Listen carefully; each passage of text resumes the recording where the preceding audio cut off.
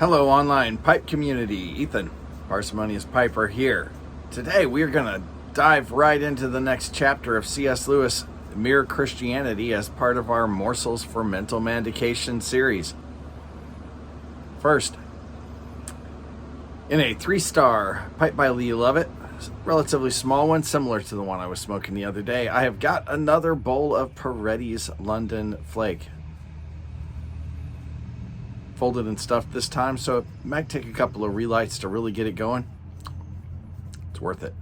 Talk about that tomorrow. Hope. Hope is a Christian virtue that is one of the ones Lewis classifies as a theological virtue. Well, why? Because it's not merely a practical one. It has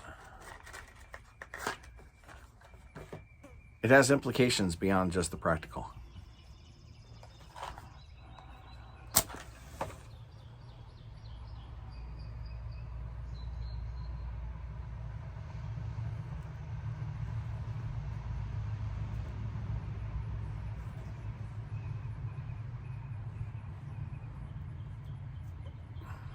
Because our hope is not just in things temporal, it is in an eternal future.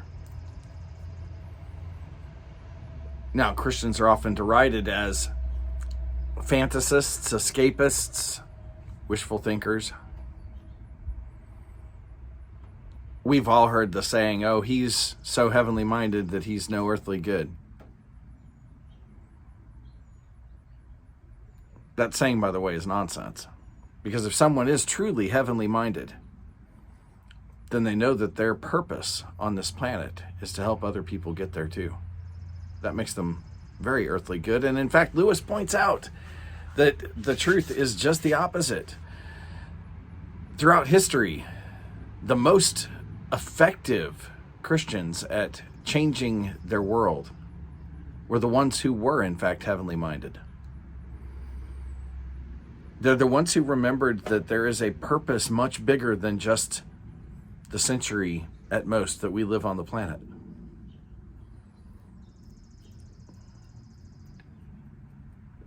And it is that makes what we do important. I won't go into the examples, but he gave some good ones. There are others. But one of the things he points out is that, and I'm wording it a little differently. As Christians have taken their focus off of the eternal, they have become less effective in the temporal. Think about that for a minute. I think it's become even more true. It's accelerated as we as a church have become more concerned with the things of the world. As we have become indistinguishable from pop psychologists and self-help gurus. What we say has become irrelevant because we are no longer focused on the gospel, which in a nutshell tells us that we've got problems that we can't fix ourselves.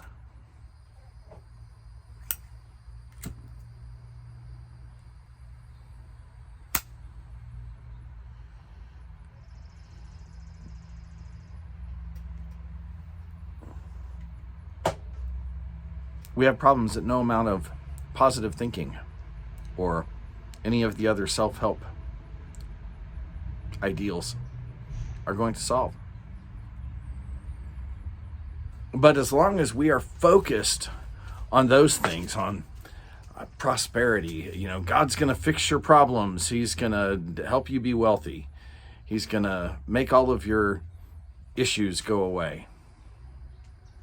None of those things is true. Which means that when the church is focused on nonsense like that, its true message is forgotten, and what it says is completely irrelevant. Even more so today than in his day, sadly. We have lost our credibility by taking our focus away from the eternal. Now, Lewis analogizes this hope that we have for heaven, for the eternal, to the longing that we have here on this earth, in this life, for things that are ideal or things that are permanent, that have that element of the eternal to them. We often try to fill that longing with romance, with travel, with knowledge, knowing and understanding. But even the best of those fades, becomes less than ideal over time.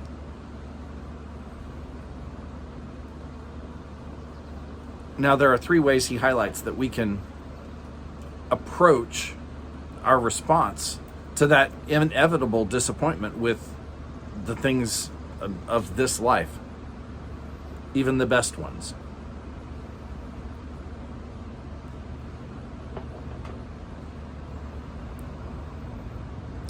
One approach is what he calls the fool's way. And that is to blame the thing, the romance.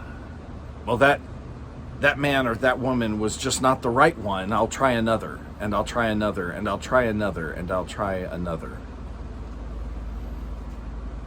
Or that vacation was okay, but if I had gone X, or if we had just done this, oh, it would have been so much better. And so the next vacation has to be bigger and better, or to somewhere more exotic.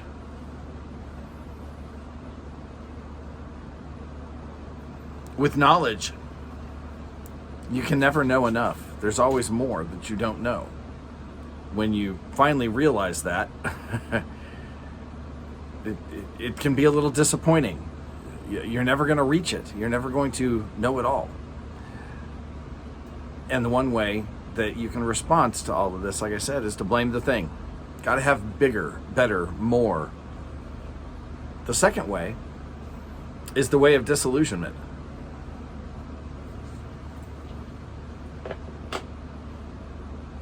And that is to decry everything as meaningless, ultimately. There is nothing beyond what's here. Ultimately, nothing has meaning. Well, there's some truth to that. If there is nothing beyond what's here,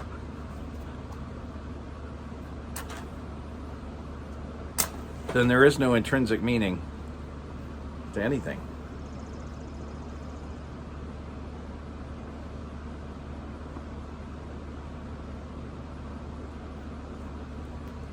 The third way is the Christian response. And that is to enjoy those things that we have here, the good things.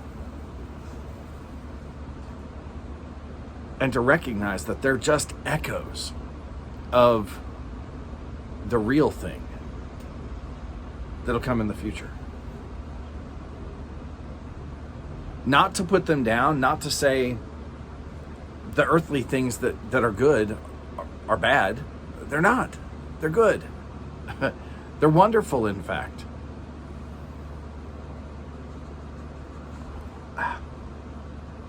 Mustache hair. It's getting long. But our response should be to say, yes, they're good, but they're not. They're not the real thing. They're not the end goal. The end goal is better. It's beyond. Now, Lewis, one of the reasons I love Lewis is that he has a way sometimes of just getting right to the point. He has a rather acerbic response to those who would say, well, but I don't want to sit around in eternity floating on a cloud and, playing a harp and, wearing a crown. Blah, blah, blah. That sounds rather boring.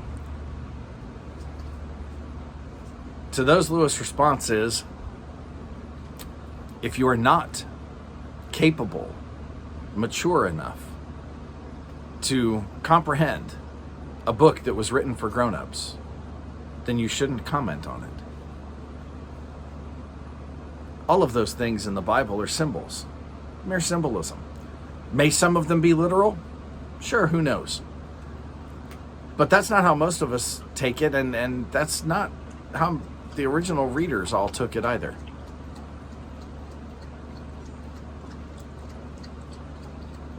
From very early on, Christian commentary treated many of those things as symbols of something actually better, greater, far more important. If you can't understand symbolism, then you probably think that when Jesus told us that we needed to be like doves, that we're supposed to grow feathers and lay eggs.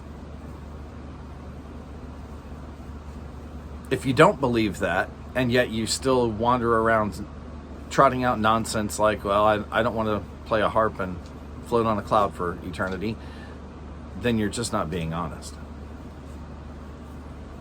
You haven't taken the time to really think about what those things mean. Your trivialization says more about you than about Christian belief. Now, it may be that the Christian notion of heaven, for some reason, holds no appeal to you. But be honest about what that notion is. Don't pretend it's something trivial, because it's not. It is, in fact, the ideal of what we long for here in the temporal. With that, folks, I'm going to tell you, this is good stuff. We're going to talk about it tomorrow. Light something you like. It won't be eternal. Enjoy your afternoon.